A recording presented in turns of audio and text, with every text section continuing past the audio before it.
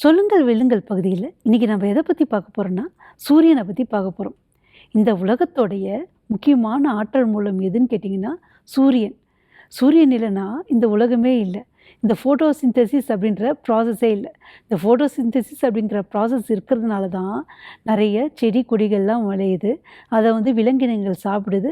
அதுக்கப்புறம் நிறைய உயிர் வாழறதுக்கு தகுதியான ஆற்றல் மூலமாக எது இருக்குதுன்னு கேட்டிங்கன்னா சூரியன் தான் இருக்குது.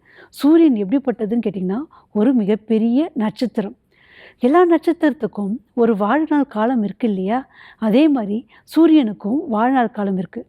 சூரியனுடைய மொத்த வாழ்நாள் எவ்வளோன்னு கேட்டிங்கன்னா 10 பில்லியன் ஆண்டுகள். எப்படின்னா மொட்டை மாடியில் பார்க்கும்போது ஒரு நட்சத்திரங்கள்லாம் எரிஞ்சு கீழே விழுற மாதிரி நம்ம பார்ப்போம் இல்லையா?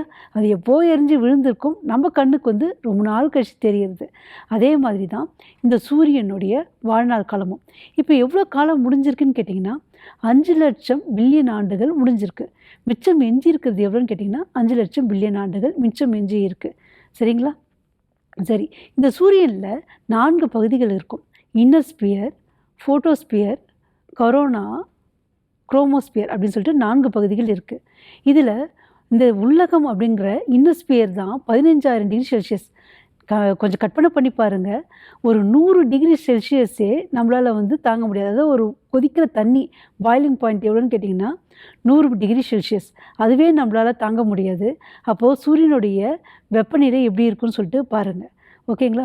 இந்த சூரியன் ஏன் இந்த அளவுக்கு வெப்பமாக இருக்குது அப்படின்னு சொல்லிட்டு கேட்டிங்கன்னா அது உள்ளே நிகழக்கூடிய நிகழ்வு.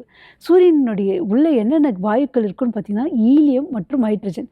இந்த ஈலியம் ஹைட்ரஜனில் என்ன நடக்கும்னு பார்த்திங்கன்னா அணுக்கரு பிணைவு, அதாவது நியூக்ளியர் ஃபியூஷன் நடக்கும். அதுதான் அது மெயினான ஆற்றலுக்கு காரணம். ஸோ நியூக்ளியர் ஃபியூஷனால் தான் சூரியன் அந்த அளவுக்கு எரியுது. அதுதான் அதனுடைய வெப்பம், ஆற்றல் எல்லாத்துக்குமே காரணம். சூரியனை பற்றி படிக்கிற படிப்பு இருக்குது.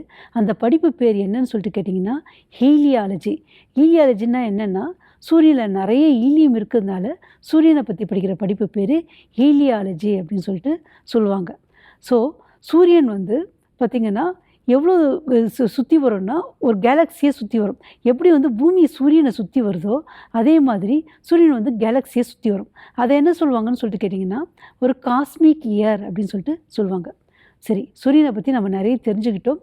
இன்றைக்கான கேள்வி, சூரியனை பற்றி படிக்கிற படிப்பின் பெயர் என்ன? இந்த கேள்விக்கான விடையை திரையில் தெரியக்கூடிய நம்பருக்கு உங்களுடைய நேம், உங்களுடைய ஏஜ், உங்களுடைய குவாலிஃபிகேஷன், உங்களுடைய முழு முகவரியோட வாட்ஸ்அப் செய்யுங்க. முதலில் சொல்லக்கூடிய 3 பேருக்கு விருட்சம் அகாடமியின் சார்பில் பரிசுகள் வழங்கப்படும்.